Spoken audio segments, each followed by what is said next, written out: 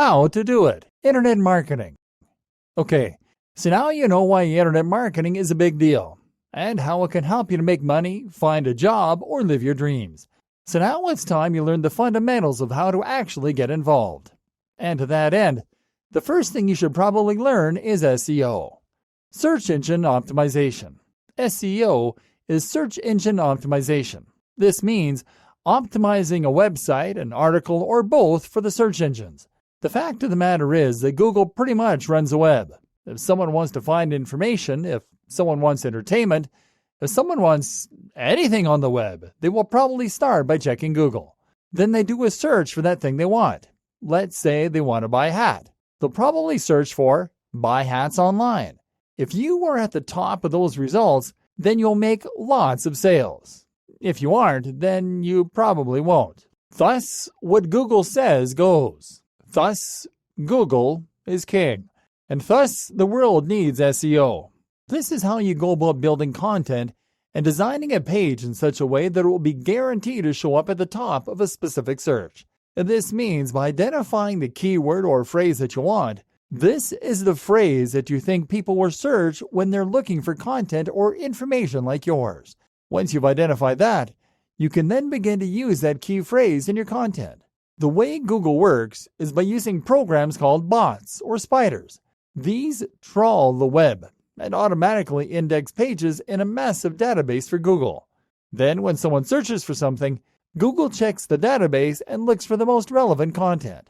It used to be that the easiest way to come across as relevant for Google's sake was to simply lace your content with as many repetitions of the key phrase as possible. Now, this way, Google spiders could see that the content you wrote and the thing the person searched were related. And this way, you would show up at the top of the searches. Now, once upon a time, this was all it took. Now, once upon a time, this was incredibly easy. And the more times you repeated the phrase, the better your chances of appearing at the top would be. The only problem was that this made the web incredibly easy to manipulate, and it led to people abusing the system and putting out low-quality content. This led to websites writing things like, "Welcome to the Best Buy Hats online shop, where you can buy hats online. Buy hats online for your mom. Buy hats online for your dad."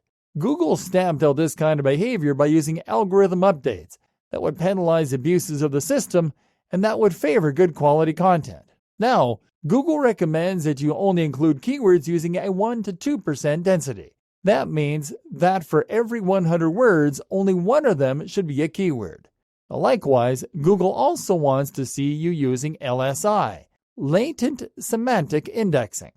That means that you should write posting content with synonyms, related language, and natural language around the subject.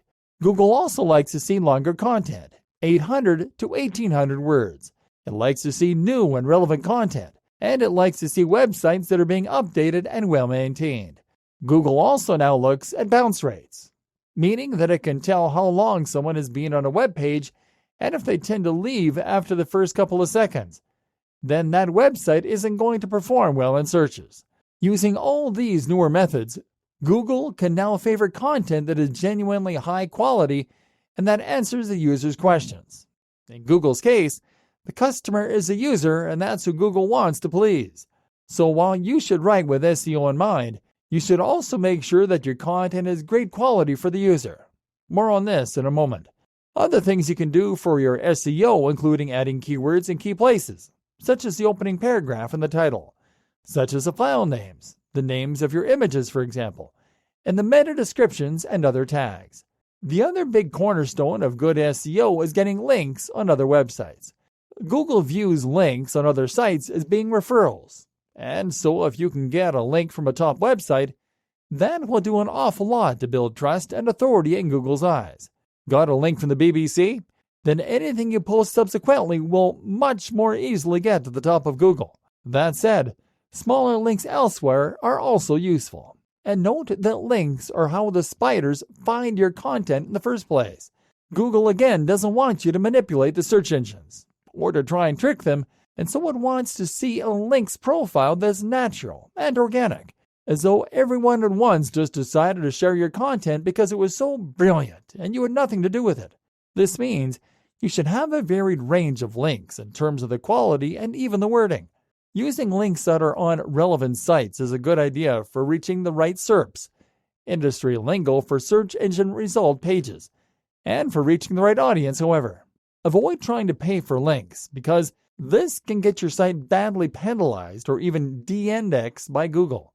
All of this is going to help your site to get seen. And if you post regularly and keep looking for popular topics, then you should gradually begin to grow an audience. In theory, more marketing strategies, SMO, and more. While this is a decent strategy, though, it is also very slow and certainly not guaranteed. It is not therefore recommended that most businesses and brands rely solely on searches for their traffic. Instead, it is also a good idea to be more proactive in your promotional activities by getting out there and reaching out to your audience. For instance, you can do this with PPC. This is pay-per-click advertising, which is a form of paid marketing where you only get charged when someone clicks on the ad. We won't be going into great depth on that here, but suffice to say that this is worth looking into and a skill that you should add to your bow. More fundamental is SMO, or social media optimization. In other words, you need to get out there onto Facebook, Twitter, and Instagram, along with the others like Google Plus and Pinterest, and you need to start marketing yourself. That means you need to post regular content and build a following. Invite people to follow you and ask them to share and like your posts so that their networks see them too. You can also seek out forums, social media communities, subreddits, and more places where people might appreciate your content and where your target audience is likely to be spending its time. There are many more tricks you can use to get the word out about a brand or website too. One of the most powerful and effective is something called influencer marketing. This means that you look for someone on the web who is an influencer, someone who has a large following already, and who can help you reach that large audience. You then message them and find some kind of trade that you can do. For example, you can let them post something to your audience in exchange for posting to their audience. That way, you will both gain some of each other's subscribers. There's much more to internet marketing. Building a mailing list of your top fans is a very good idea, for instance, as is guest posting and writing blog posts for other sites. At the end of the day, it comes down to strategy. You want to gain the attention of real followers, and at the same time, you want to encourage Google to pick up your content and add it to its index.